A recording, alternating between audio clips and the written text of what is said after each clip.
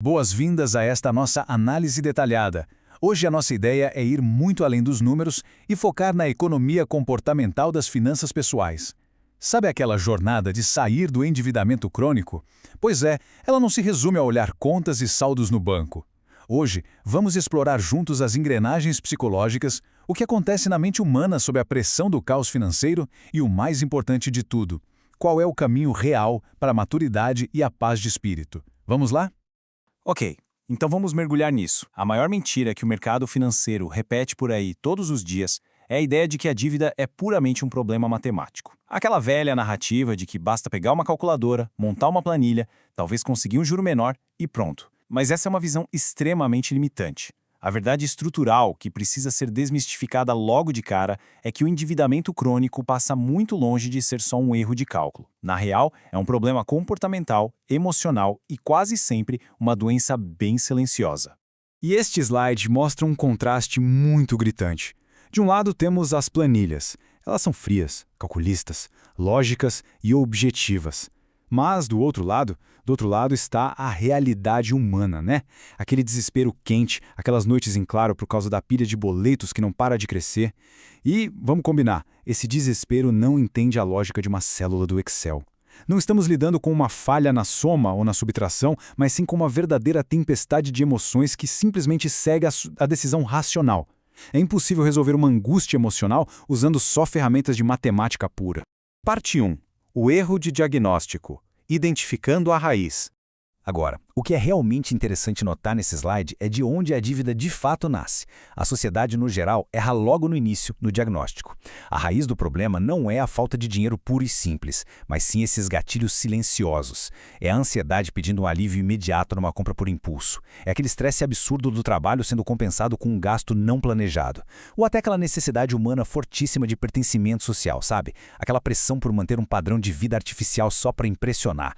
Tudo isso piorado, claro, pela falta de uma educação financeira básica. É muito fácil culpar a matemática, mas a verdadeira culpa repousa nesses gatilhos comportamentais. E é por isso que essa frase atinge com tanta força.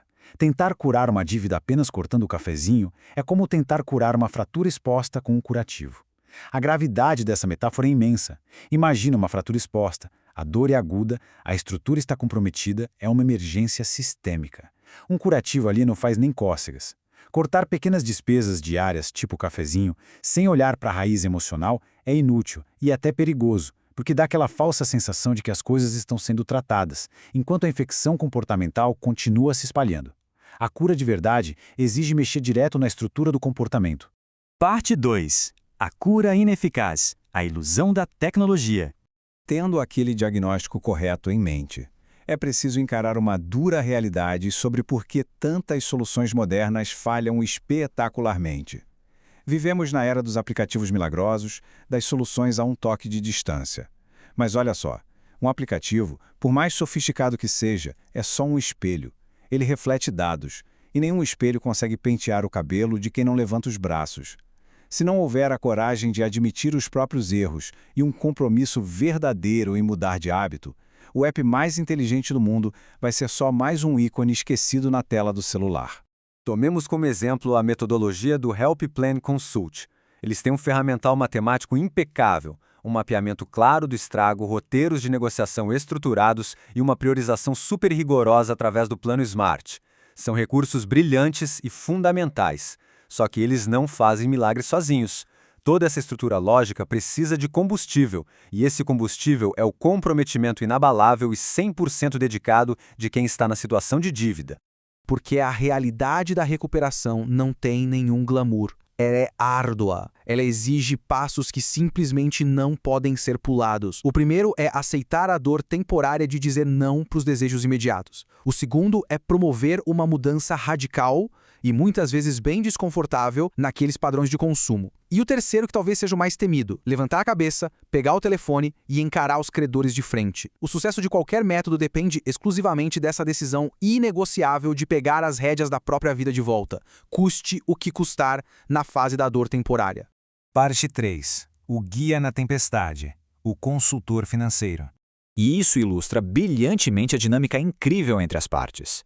É exatamente por conta da intensidade dessa carga emocional massacrante que a figura de um mentor é tão necessária. De um lado temos o devedor, paralisado, numa confusão atroz. O que pagar primeiro? A dívida com juros mais altos ou a que ameaça tomar a casa? A ansiedade, a vergonha e o medo criam uma cegueira total. E é aí que o papel do consultor se torna imenso. Ele não está ali só para fazer conta. Ele atua como um farol iluminando os passos seguros e como um verdadeiro escudo protetor contra as pressões implacáveis dos bancos.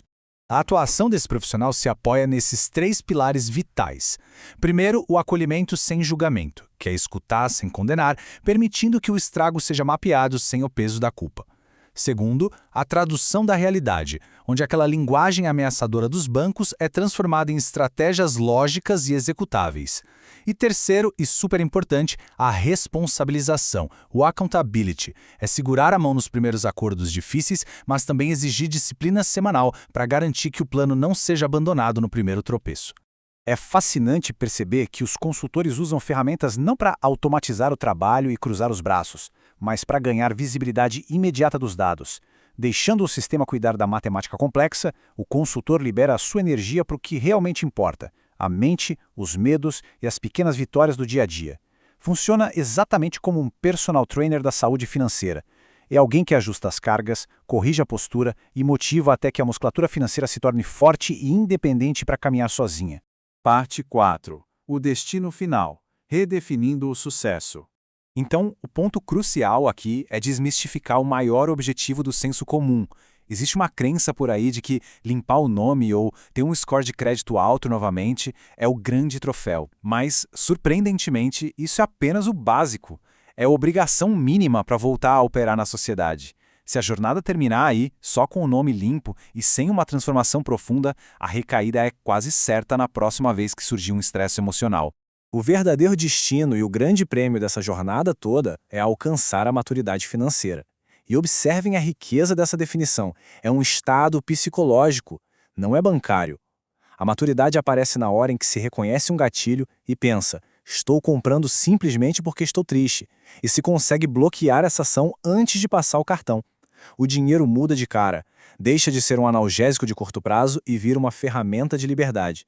É a transição definitiva da sobrevivência reativa para a serenidade do planejamento proativo.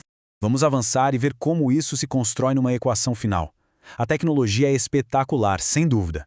Os aplicativos aceleram o processo de maneira fantástica.